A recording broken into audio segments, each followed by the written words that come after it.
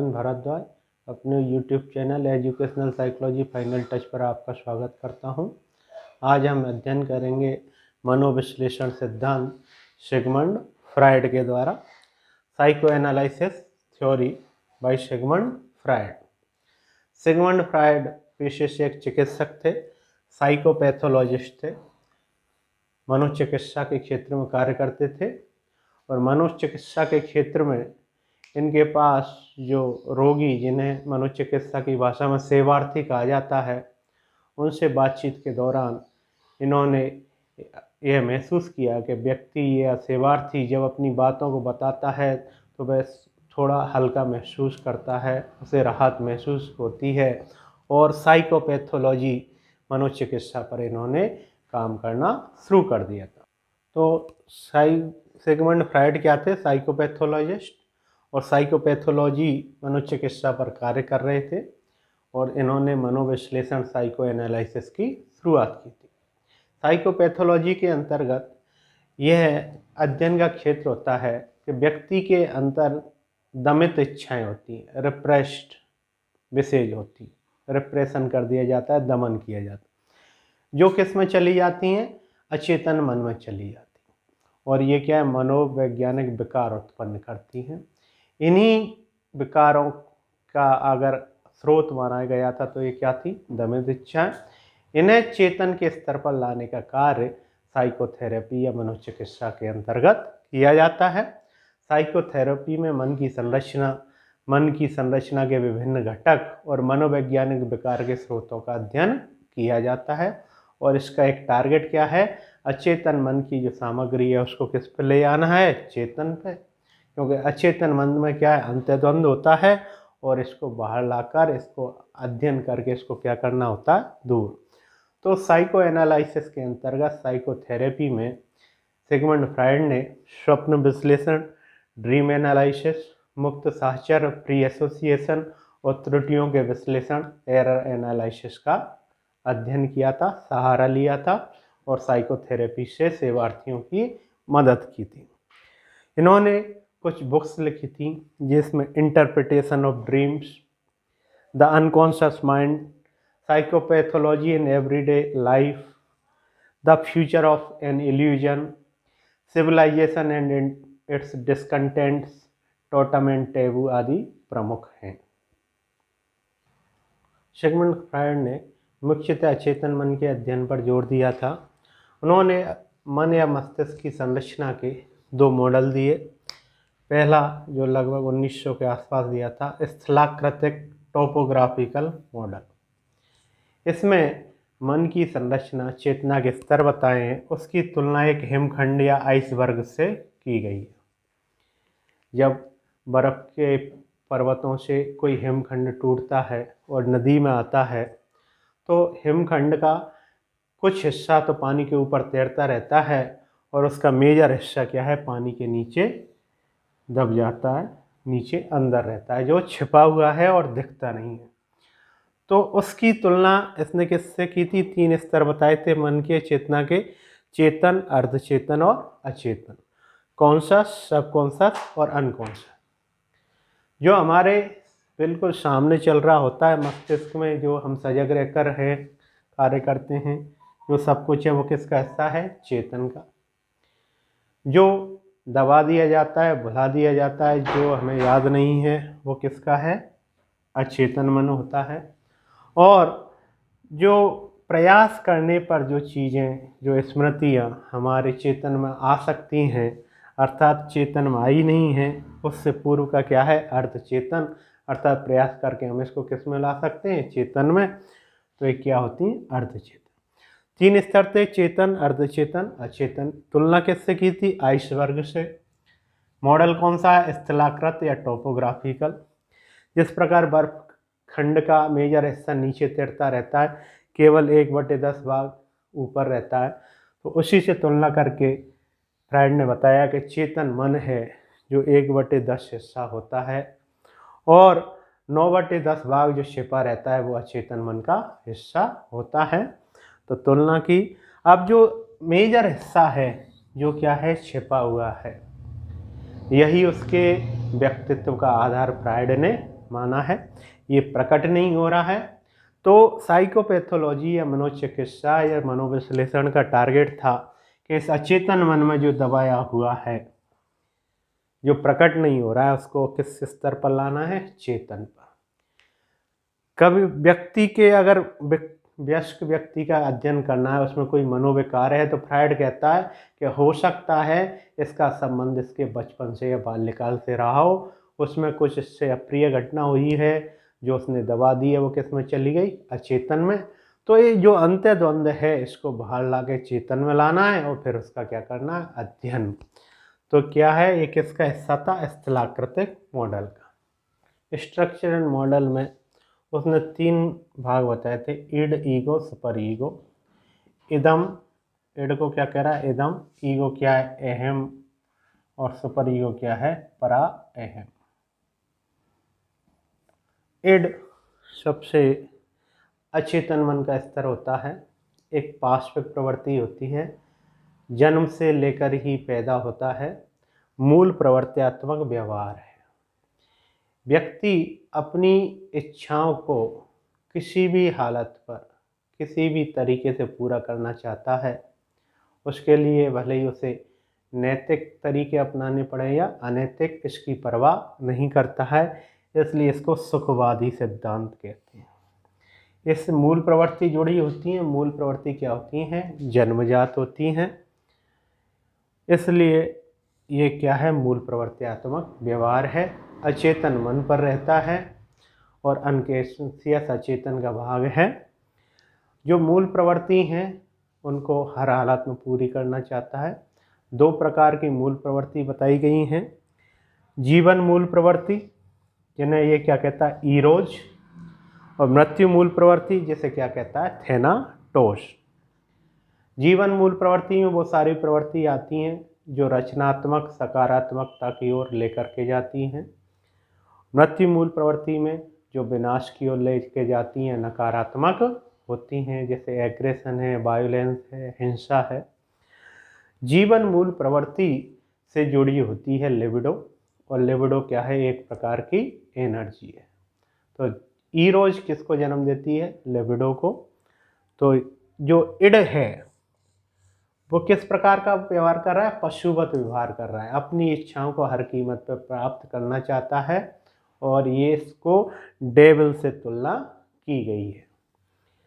दूसरा स्तर है ईगो, जो किससे डेवलप होता है, इड से डेवलप होता है। इड से डेवलप होता है ईगो। इड की इच्छाओं को ही संतुष्ट करना चाहता है, लेकिन जहाँ इड हर तरीके से इच्छा संतुष्टि चाहता था, यहाँ ईगो वास्तविकता के धरातल पर काम करता है कि कौन सी इच्छाएं पूरी की जा सकती हैं और कौन सी इच्छाएं पूरी नहीं की जा सकती, इड की कौन सी मांग स्वीकार हो सकती है और कौन सी नहीं। तो ये रियलिस्टिक प्रिंसिपल है, वास्तविकतावादी सिद्धांत है। यह भी इन्फेंसी में डेवलप, शैशवावस्था में डेवलप हो जाता है, और सोशियली एक्सेप्टेबल मैनर, सामाजिक रूप से स्वीकार्य तरीकों से यह इच्छाओं की पूर्ति करता है। थर्ड स्तर है सुपर ईगो, पराहम, चाइल्डहुड में डेवलप होता है। यह नैतिक स्तर, नैतिक मूल्यों के आधार पर मांगों पर विचार करता है, क्या नैतिक है क्या अनैतिक है, उसको अपनाता है, और ये आदर्शवादी व्यवहार करता है। तो जहाँ इड को पाश्विक कह रहे थे, डेविल से तुलना है, सुपर ईगो मोरलिटी पर है, मोरल स्टैंडर्ड पर है, ये खुद के नैतिक सिद्धांत हैं। तो इसकी तुलना किससे की गई है, एंजल से, देवदूत से। और इनके बीच में जो बैलेंसिंग फैक्टर है, संतुलनकार, वो क्या है, ईगो, अहम, और इसकी तुलना ह्यूमन से की गई है। ना तो दैत्य है और ना ही देवता है क्या, ह्यूमन। किस पे काम करता है, रियलिस्टिक लेवल पर, वास्तविकता के धरातल पर कार्य करता है।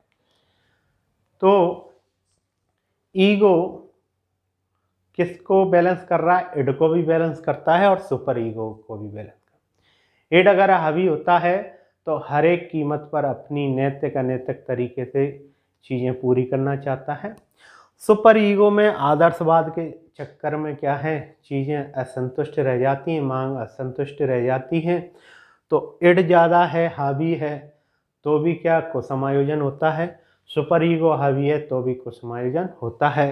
तो ईगो बैलेंस करता है किसको, इड को और सुपर ईगो को। इसलिए इसको पुलिसमैन, कंट्रोलर, ट्रैफिक कंट्रोलर की संज्ञा दी गई। अर्थात ये इनके बीच में क्या करता है, नियंत्रण करता है। जब इड ईगो पे हावी हो जाएगा तो भी कुसमायोजन है, सुपर ईगो हावी हो जाएगा तो भी कुसमायोजन है। तो ईगो प्रतिरक्षा तंत्र अपनाकर, डिफेंस मैकेनिज्म अपना करके इड और सुपर ईगो को बैलेंस करता है। व्यक्तित्व के विकास में लिबिडो के ट्रांसफर के आधार पर 5 स्टेज बताई थी यहाँ लिबिडो ट्रांसफर होती है, जिसे स्टेज साइकोसेक्सुअल डेवलपमेंट, मनोलैंगिक विकास की अवस्थाएं कहते हैं। 5 अवस्थाएं हैं, ओरल, मौखिक, एनल गुदीय, फैलिक लैंगिक, लेटेंसी सुप्तावस्था और जेनाइटल जनन अवस्था, जिनका डिटेल अध्ययन हमने अपनी एक और वीडियो में साइकोसेक्सुअल डेवलपमेंट थ्योरी के नाम से किया हुआ है। ओरल स्टेज 0 से 1 साल होती है। यहाँ लिबिडो का केंद्र क्या होता है, मुख होता है।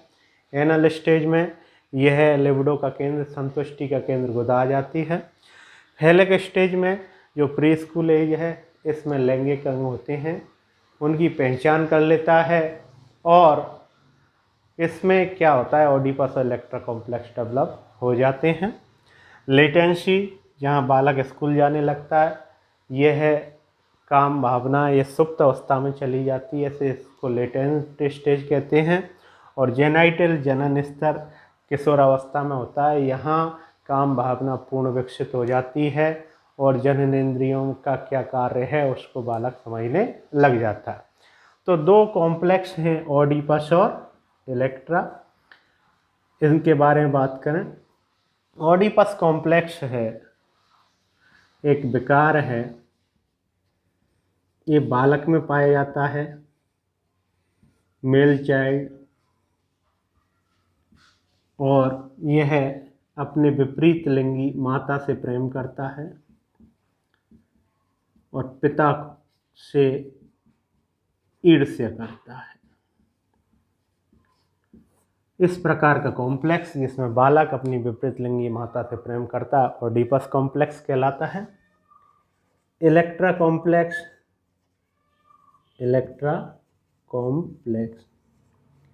ओडिपस कॉम्प्लेक्स मेल चाइल्ड में था, इलेक्ट्रा कॉम्प्लेक्स बालिकाओं में पाया जाता है।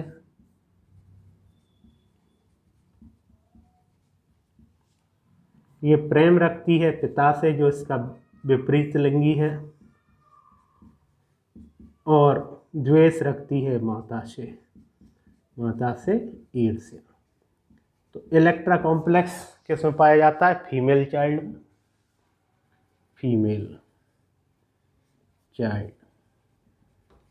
और प्रेम किससे करती है, पिता से, द्वेष रखती है अपनी माता से, द्वेष रखती है।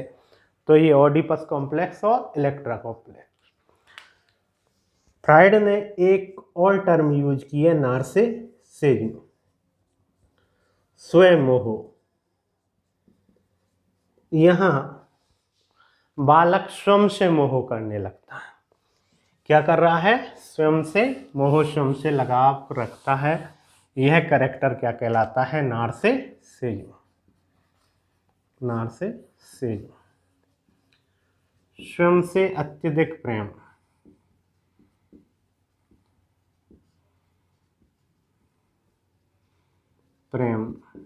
या मोह, ये क्या है, नार्सिसिज्म। नार्सी एक कैरेक्टर था ग्रीक में। वह प्यासा था तो पानी पीने के लिए नदी किनारे गया, नदी के पानी में अपनी परछाई देखी तो उसी पर मोहित हो गया। तभी से कैरेक्टर क्या कहलाता है, नार्सिसिज्म। तो फ्राइड के सिद्धांतों में ओडिपस कॉम्प्लेक्स, इलेक्ट्रा कॉम्प्लेक्स और नार्सिसिज्म का महत्वपूर्ण स्थान है। 2 प्रकार की मूल प्रवृत्ति थी, जीवन मूल प्रवृत्ति, जिसको क्या कहा, ईरोज, जीवन मूल, प्रवृत्ति ईरोज और मृत्यु मूल प्रवृत्ति थेनाटोस। मृत्यु मूल प्रवृत्ति ये पॉजिटिविटी की ओर ले जाती है और ये नेगेटिविटी की ओर थेनाटोस ले जाती है। फ्रायड के अनुसार ईरोज ज़्यादा पावरफुल होती है किससे? थेनाटोस से, और ईरोज से ही डेवलप होती है लिबिडो, जो क्या है? एनर्जी। तो फ्रायड ने अपने संपूर्ण सिद्धांत में टोपोग्राफिकल मॉडल में 3 स्तर बताए थे। हिमखंड से तुलना की थी, चेतन, अचेतन, अर्धचेतन। संरचनात्मक मॉडल में इड, ईगो, सुपर ईगो की बात की थी। साइकोसेक्सुअल डेवलपमेंट में व्यक्तित्व के 5 स्तर बताए थे। Oral stage, anal stage, phallic stage, latency और जेनाइटल। ओडिपस इलेक्ट्रा कॉम्प्लेक्स की बात करता है और नार्सिसिज्म की बात करता है। ईरोज थेनाटोस की बात करता है और उसका टारगेट है, साइको एनालिसिस का मेन टारगेट है अचेतन मन की चीज़ों को चेतन में लाना, अचेतन को चेतन में लाना। क्योंकि अचेतन मन में क्या है? अंतः द्वंद्व, अंतः द्वंद्व जो किस में है? अचेतन में। और ये किसका कारण है? मनोविकार का। किसका है? मनोविकार।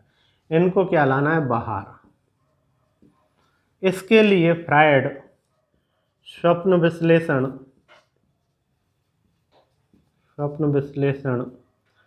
मुक्त साहचर्य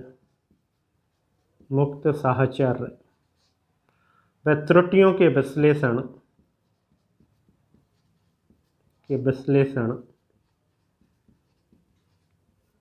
विधियों का प्रयोग करता है। फ्री एसोसिएशन, मुक्त साहचर्य, ड्रीम एनालिसिस, सपनों का विश्लेषण, और जो भी त्रुटियां हो रही हैं, वह कहता है भले ये स्लिप ऑफ टंग हो, बोलने की त्रुटि हो, उसका कोई ना कोई आधार होता है। तो स्वप्न विश्लेषण, मुक्त साहचर्य और त्रुटियों के विश्लेषण के द्वारा वह साइकोथेरेपी के माध्यम से अचेतन में दमित जो अंतर्द्वंद हैं उनको कहाँ ला रहा है? चेतन।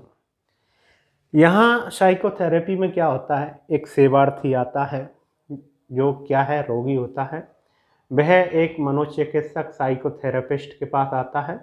साइकोथेरेपिस्ट उसे विश्वास में ले लेता है और दोनों के बीच में चिकित्सात्मक संबंध स्थापित हो जाते हैं। वह सेवार्थी को शांत रहकर लेट जाने के लिए कहता है। यह स्तरण काउच होती है, स्तरण टेबल होती है, उस पर लेट जाता है और व्यक्ति को मुक्त रूप से अपने विचारों को प्रकट होने के लिए कहा जाता है।